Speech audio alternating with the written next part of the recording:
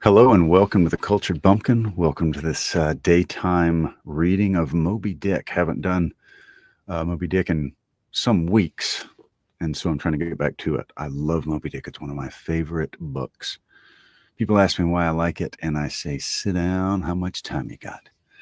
It's beautiful. It's a book of poetry, philosophy, history, um, you know, classifies whales. It talks about the technical sides of sailing, how to do all kind of stuff at sea. It's a time capsule to the early 1800s, and it's just a magnificent book. It's chock full of references to historical and classic literature.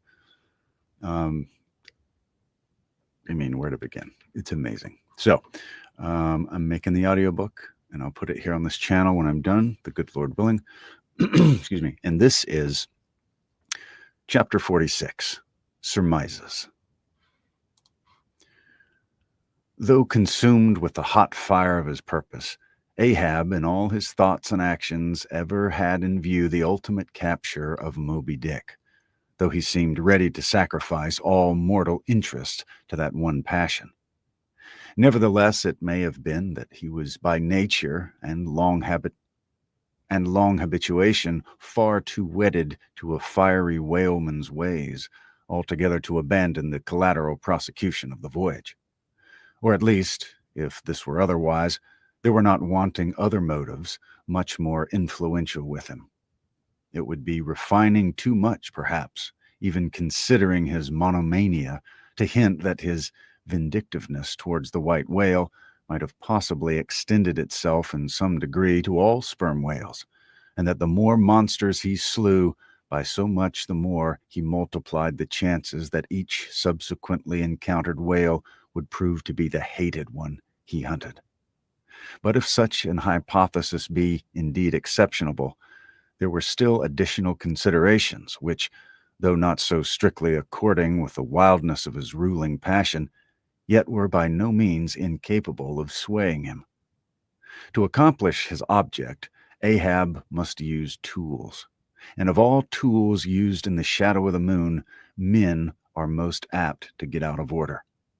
He knew, for example, that however magnetic his ascendancy in some respects was over Starbuck, yet that ascendancy did not cover the complete spiritual man any more than mere corporeal superiority involves intellectual mastership.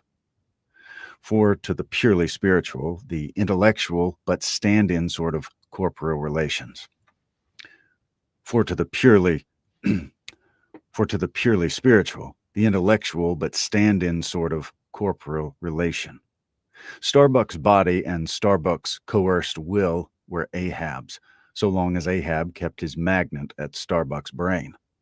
Still, he knew that for all this, the chief mate in his soul abhorred his captain's quest, and could he, would joyfully disintegrate himself from it, or even frustrate it.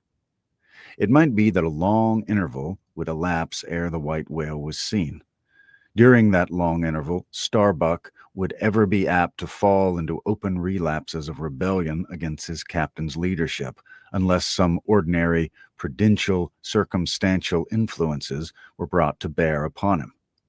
Not only that, but the subtle insanity of Ahab respecting Moby Dick was no ways more significantly manifested than in his superlative sense and shrewdness in foreseeing that, for the present, the hunt should be in some way stripped of that strange imaginative impiousness which naturally invested it, that the full terror of the voyage must be kept withdrawn into the obscure background, for few men's courage is proof against protracted meditation unrelieved by action. Protracted mediation unrelieved by action. That when they stood their long night watches, his officers and men must have some nearer things to think of than Moby Dick. For however eagerly and impetuously the savage crew had hailed the announcement of his quest, yet all the sailors of all sorts are more or less capricious and unreliable. They live in the varying outer weather, and they inhale its fickleness. And when retained for any object remote and blank in the pursuit, however promissory of life and passion in the end, it is above all things requisite that temporary interests and employments should intervene and hold them healthily suspended for the final dash. Nor was Ahab unmindful of another thing. In times of strong emotion, mankind disdain all base considerations, but such times are evanescent. The permanent constitutional condition of the manufactured man, thought Ahab, is sordidness. Granting that the white whale fully incites the hearts of this my savage crew, and playing round their savageness even breeds a certain generous knight-errantism in them, still, while for the love of it they give chase to Moby Dick, they must also have food for their more common daily appetites. For even the high-lifted and chivalric crusaders of old times were not content to traverse 2,000 miles of land to fight for their holy sepulchre, without committing burglaries, picking pockets, and gaining other pious perquisites by the way. Had they been strictly held to their one final and romantic object, that final and romantic object too many would have turned from in disgust. I will not strip these men, thought Ahab, of all hopes of cash. Aye, cash. They may scorn cash now, but let some months go by, and no prospective promises of it to them, and then this same quiescent cash all at once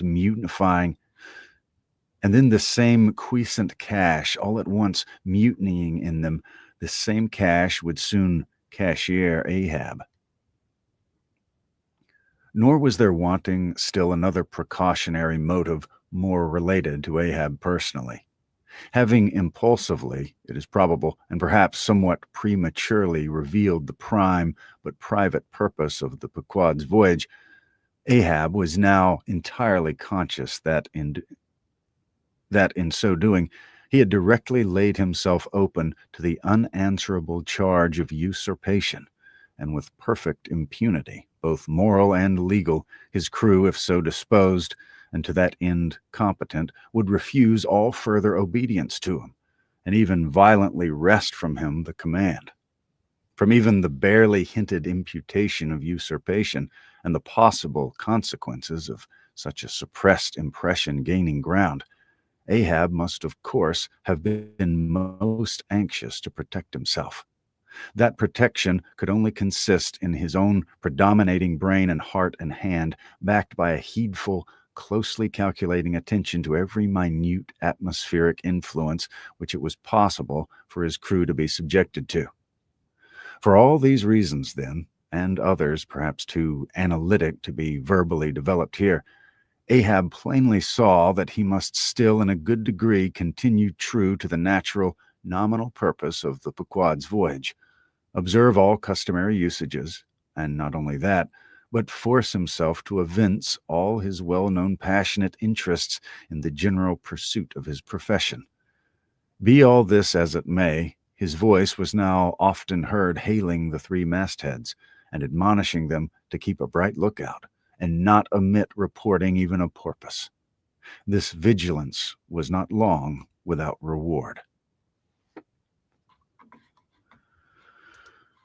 All right, that was chapter 46. And Ahab's going to pretend to play along, but he's looking for the whale. That's what he's doing. He's looking for that whale.